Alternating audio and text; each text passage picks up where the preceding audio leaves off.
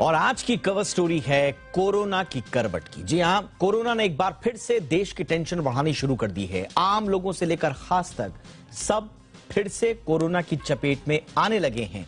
Corona का आंकड़ा दिन ब दिन फिर बढ़ने लगा है। बीते दिन की बात करें तो संक्रमण के 4,518 नए केसेस सामने आए हैं और इस दौरान 9 संक्रमितों की मौत भी हुई है।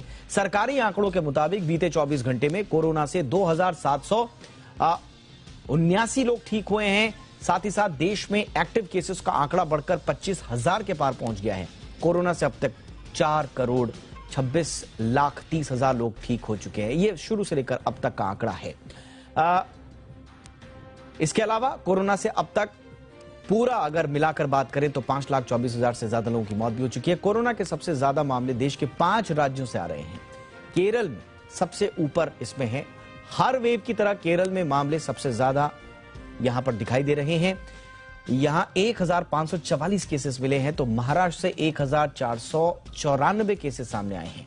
दिल्ली की बात करें तो यहां पर 343 मामले मिले हैं।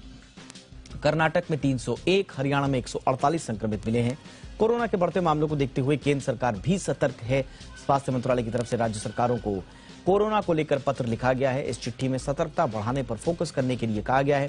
केंद्रीय स्वास्थ्य सचिव राजेश भूषण ने सलाह दी है कि जिन राज्यों में कोरोना केसेस बढ़ रहे हैं उन राज्यों को सख्त निगरानी बनाए रखनी चाहिए।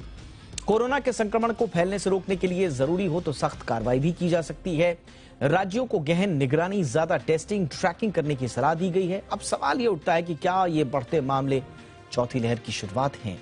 कई एक्सपर्ट्स इस सवाल का जवाब ना में दे रहे हैं। एक्सपर्ट्स के मुताबिक मार्च में जब तीसरी लहर खत्म हुई तब लोगों में कोरोना के नए वेरिएंट ओमिक्रॉन के खिलाफ एंटीबॉडी बन गई थी, लेकिन वक्त के साथ इसका स्तर कम होता रहता है, यानी कि एंटीबॉडीज हमारे शरीर से गायब होती रहती हैं। वायरस हमेशा हमारे बीच मौजूद रहता है। ऐसे में जिसने कोरोना वैक्सीन नहीं लगवाई है या जिनका इम्यून सिस्टम कमजोर पड़ जाता है वो संक्रमित होने लगते हैं। यही वजह है कि हर कुछ महीनों में संक्रमण के मामले बढ़ने लगते हैं। एक्सपर्ट्स का यह भी कहना है कि वायरस म्यूटेट होता रहता है।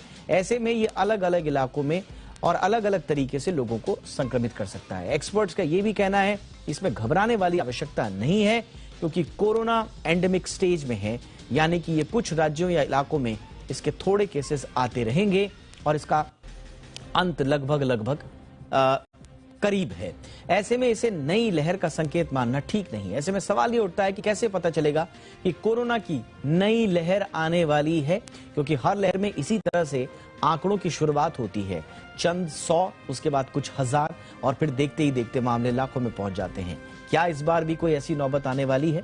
दरअसल जब कोई भी नई लहर आती है तो कोरोना के मामले हर गुजरते दिन के साथ कई गुना बढ़ने लगते हैं और बहुत ही कम समय में नए मामलों की संख्या लाखों में पहुंच जाती है। फिलहाल भारत में ऐसा ट्रेंड देखने को नहीं मिल रहा है। एक्सपर्ट्स के मुताबिक भारत काफी बड़ा देश है, यहाँ थोड़े बहुत मामले घटते बढ़ते रहेंगे। ऐसे में आपको पैनिक होने की आवश्यकता नहीं है, लेकिन हाँ, सावधानी बरतने की जरूरत है। भले ही मास्क कई जगहों पर अब जरूरी ना हो गया हो, लेकिन सरकार की घोषणा से पहले ही आप अपनी सुरक्षा की खातिर इसे पहनना जारी रखें, यही बेहतर होगा। भीड़ भाड़ वाले इलाकों में आज भी थोड़ी सी सोशल डिस्टेंसिंग बनाए रखना फायदेमंद ही साबित होगा। इससे आपको कोई नुकसान नहीं होगा।